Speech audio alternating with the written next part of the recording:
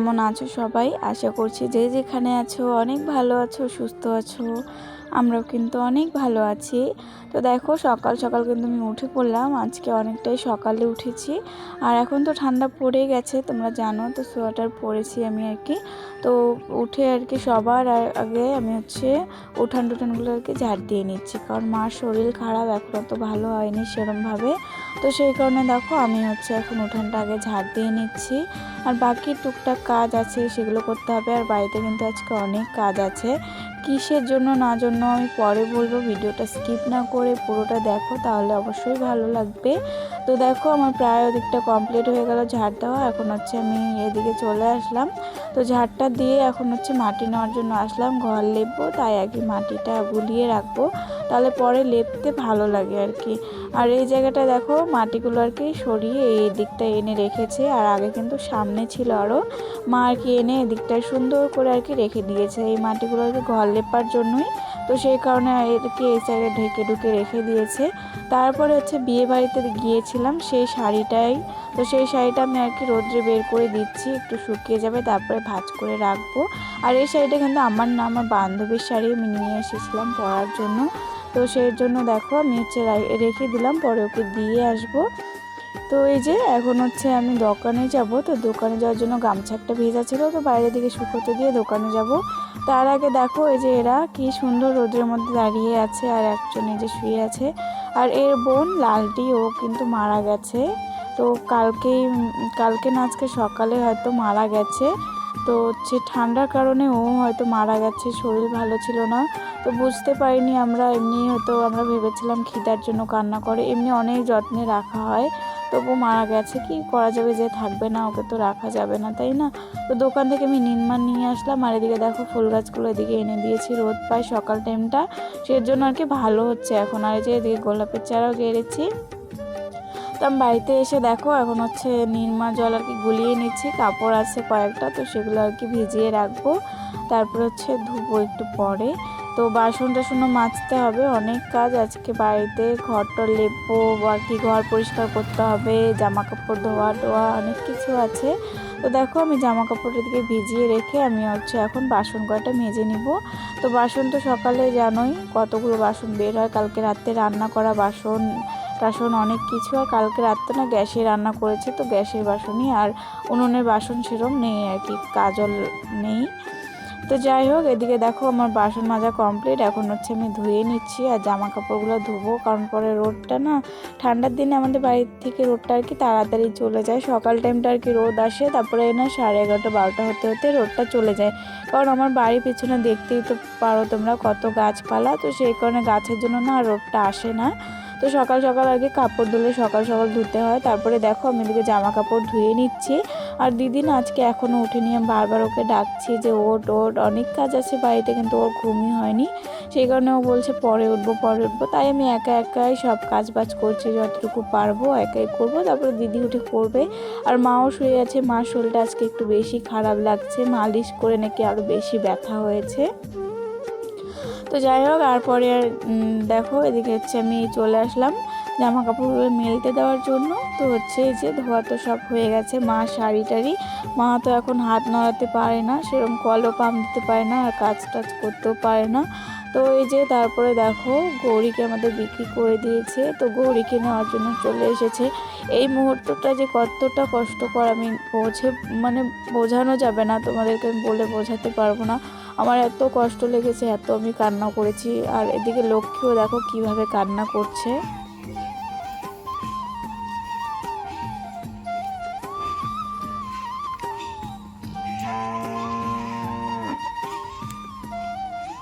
লক্ষ্মী অনেকক্ষণ কান্না করেছিল, কারণ ও আসার পরে গৌরীকে পেয়েছিল।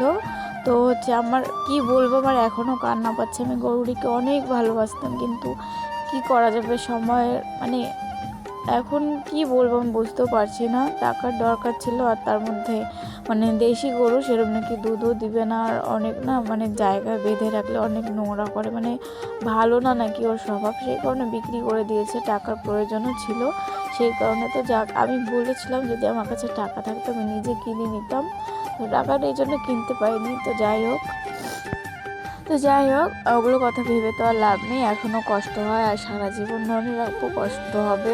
আমি এই কয়েকদিনে আমার অনেক কিছু ভালোবাসার জিনিস হারিয়েছি, যেমন পুচু ছিল, মারা গেছে, পুচুর বাচ্চাটা মারা গেছে, 2টা ছাগলের বাচ্চা মারা গেল, তারপর হচ্ছে গৌরীকে নিয়ে চলে গেল। তো যাই হোক, সময়ের সাথে সাথে সব ঠিক হয়ে যাবে। আর আমি দেখো এদিকে হচ্ছে চা বানিয়ে নিয়েছি। তো এখন হচ্ছে চা খেতে খেতে আর কি কালকে রাতে ভাত ছিল, তো আমি আলু কেটে আর কি ভাতটা ভেজে নিব। আর ওইদিকে দেখো আমি দুধ গরম করছি বাচ্চার জন্য। তো একটা বাচ্চা আছে এখন, তো ওকে দুধ খাওয়াতে হবে সেই কারণে। আর এদিকে দেখো এতটুকু ভাত আছে, এটাই আর কি ভাজা করে নেব। মা দাদা খাবে, আর যতটুকু বাঁচবে আমরা খাবো, নাহলে ওরাই খাবে। তো এই যে এদিকে হচ্ছে মাকে আমি ভাতটা বেড়ে দিলাম, আর মা দাদা হচ্ছে ওই যে কবিরাজের এখানে যাবে, তাড়াহুড়ো করে সেই জন্য আর কি ঠান্ডা ভাতটাই ভেজে দিলাম। তো এই যে এদিকে দেখো এখন হচ্ছে শাড়িটা শুকিয়ে গেছে, মানে আর কি রোদ পেয়েছে, এখন হচ্ছে ঝেড়ে টেড়ে ভাঁজ করে রেখে দিব।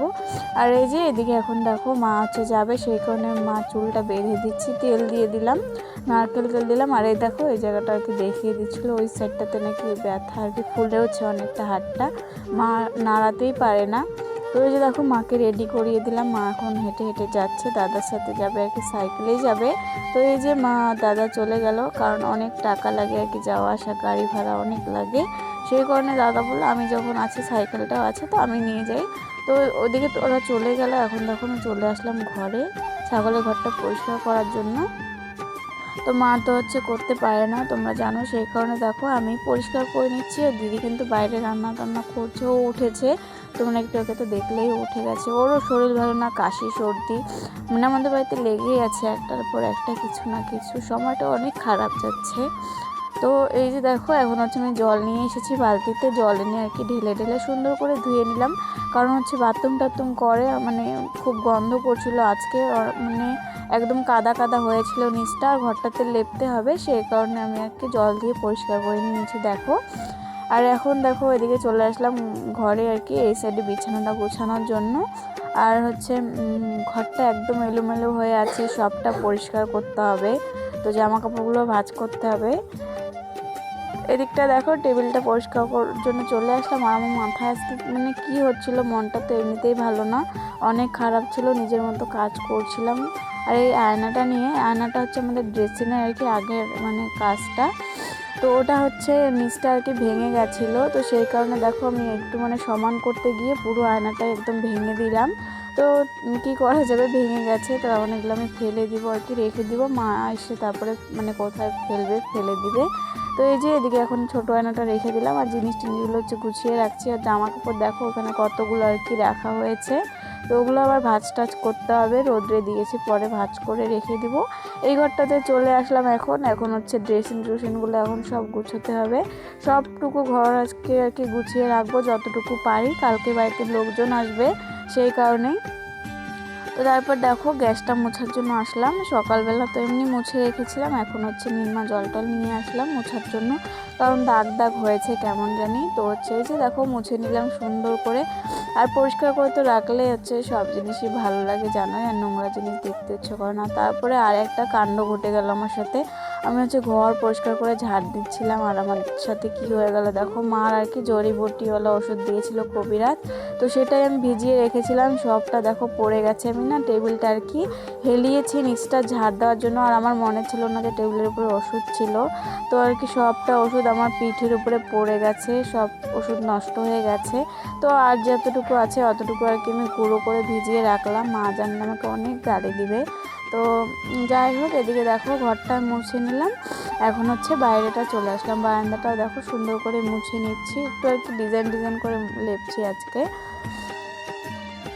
তো বাড়িতে কালকে লোকজন আসবে, কারা আসবে বলো তো, কালকে হচ্ছে আমার দিদির শ্বশুরবাড়ি থেকে আর কি লোক আসবে, তো শ্বশুরবাড়ি বলছি কারণ রেজিস্ট্রি তো হয়ে গেছে, এমনি খালি বিয়ের দিন তারিখটা ঠিক করবে, তো কবে করবে ঠিক কবে তারিখ হবে সবটাই তোমাদের সাথে শেয়ার করব। তো দেখো এখন এই ঘরটাতে চলে আসলাম, এই ঘরটা আর কি লেপে নিচ্ছি, আর ওই ওই সেটটা কিন্তু লেপে নিয়েছি আগে, এখন বারান্দাটাও লেপছি।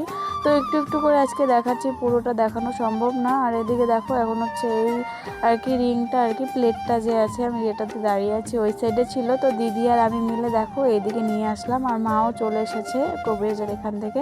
আর এদিকে দেখো আমি ব্লিচিং পাউডার কতটা ঢেলে দিয়েছি, তো মাটাই বলছিল হায় ভগবান এতগুলো দিতে হয় না।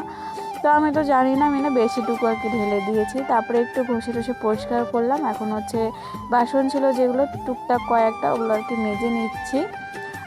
আর বিয়ের দিন কিন্তু বেশি দেরি নেই, অনেক তাড়াতাড়ি আর কি বিয়েটা দিয়ে দেওয়া হবে। আমাদের বাড়ি থেকে হবে, প্রথমে ঠিক ছিল না যে আমাদের বাড়ি থেকে হবে না ওদের বাড়িতে, তো এখন হচ্ছে আমাদের বাড়িতে হবে। আগে জানিয়ে দিলাম, শুধু মাসটা কোন মাসে আর তারিখটা আর কি এখনও বললাম না, পরের ভিডিওতে অবশ্যই বলে দিব।